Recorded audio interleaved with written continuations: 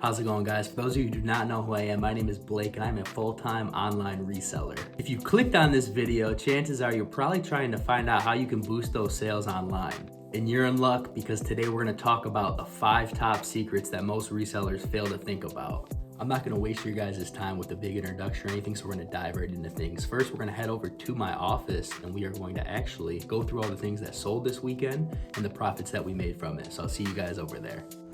So the first item up is in this shoe game. I actually bought these from StockX and sold them back through StockX. I ended up hitting my bid at $55, so after the fees and everything, it was $78.34. And I turned around, held them for about a month, and sold them for $95.38 after the fees and everything. So nothing, too crazy, but it was a nice $18 profit or so. So next up are these Revel promo cars. I ended up getting all of these from a garage sale not too long ago for $5 a piece. So I had $20 in.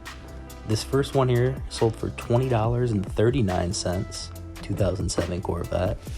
And these next 3 here are actually all the same. They're 1963 Corvettes.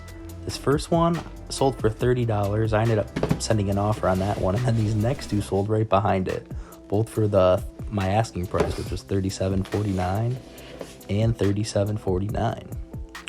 So all in all, we ended up doing $125 in gross sales with a profit of $105.37 just for spending $20. So next we have 5 cars that I picked up from a local seller on Facebook Marketplace for $6 a piece. So we have $30 in, which is not too bad for how they sold. This first one here, Georgia State Police, sold for $50.25. Next up, this California Highway Patrol sold for $41.25. We got Ohio State Highway Patrol sold for $31.25. This Jada Street Low sold for $41.21. And another Highway Patrol, like a vintage car, sold for $20. So all in all, we ended up doing $183.96 in gross sales with a profit of $153. Next up, here's another die-cast car. However, I ended up getting this one from a local thrift store. I paid $4 for it, so after tax it was $4.24, and it sold for $15.99, so it was a nice little $11.75 profit. And these 3 items, these DS games, I actually bought from a local Facebook seller. I bought in bulk for $5 a piece. I got a bunch more too. This first one, Trauma Center Under the Knife, sold for $18.71.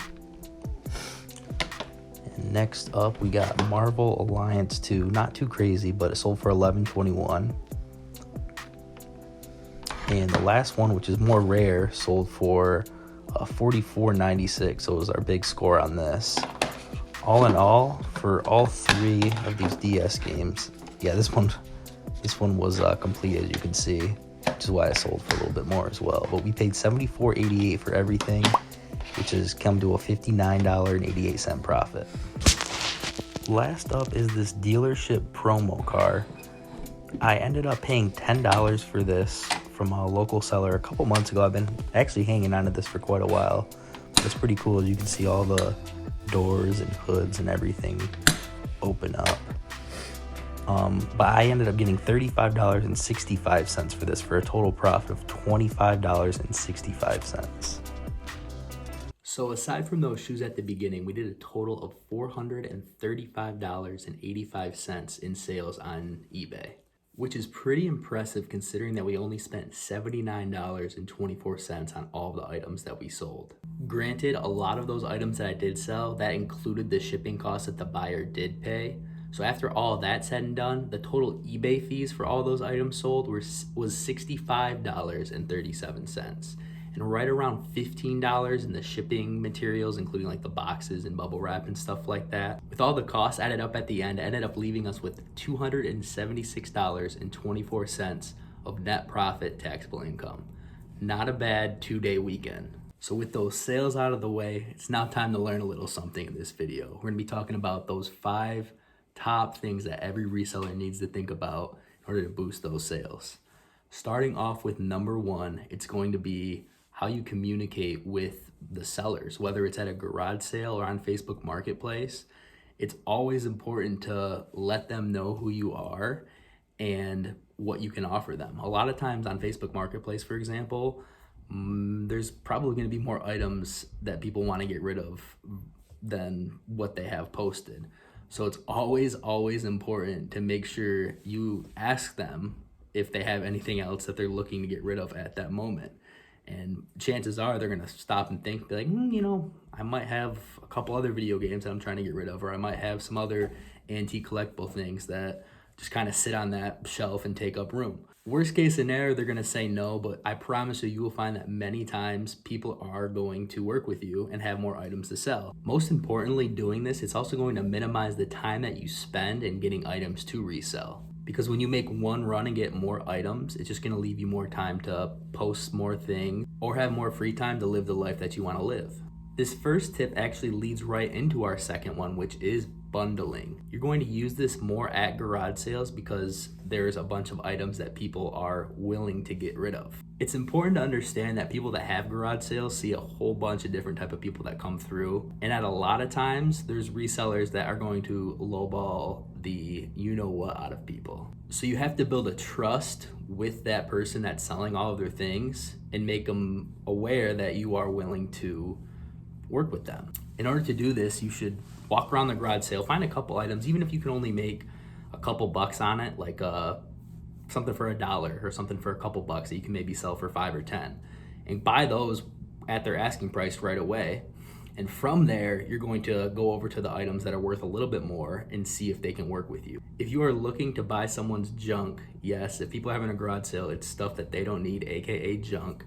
I promise you that they will work with you if you are willing to buy in bulk. At the end of that, it's also important to incorporate step one to this individual, because I guarantee you at some point they're gonna have more stuff they're looking to get rid of. And if you give them your phone number or email or whatever you have, they're gonna reach out to you before they decide to have another big sale again. So it's just giving you more connections in ways to find more items to resell. Step three is actually something that I just figured out within the last couple of months, but it is understanding your area and what your state or city has to offer to the nation. And this includes knowing a little bit about the history of your state or area and what things people desire from your area. For me, I'm from the state of Michigan, so there's a lot of car parts or car memorabilia, I should say, that people around the world collect. As you know, Ford was made right here in Detroit, Chevy was right here in Michigan. I come across so many things at garage sales and estate sales in my state that people are willing to pay so much money for because they collect that type of stuff. For example, I ended up hitting up a garage sale a couple weeks ago, and there was like a bunch of these pins from like the 1940s or 1950s, and they were like Ford employee pins that like they would put on their shirt.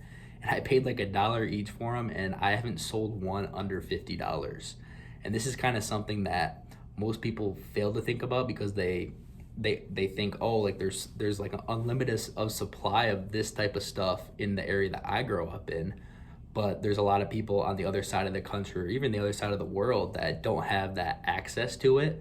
So when it comes down to it, the prices are going to be a lot higher in areas like that because the supply of it is so low and the demand of it's higher.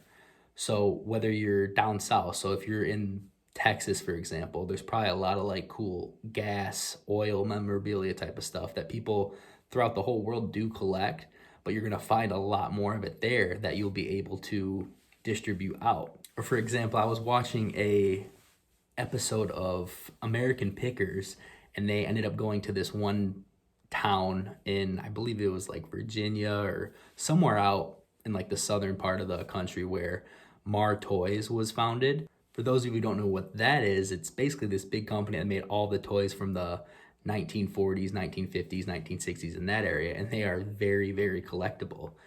And a lot of people in that town have grandparents that worked for those factories and have a lot of cool stuff that they don't really know what to do with. And when American Pickers went there, they ended up getting like tens of thousands of dollars worth of toys for people that were just kind of sitting around and that they had no use for. So use that to your advantage and learn a little history about your area and allow it to help you figure out some items that you have close by that you can sell for a premium price somewhere else in the country.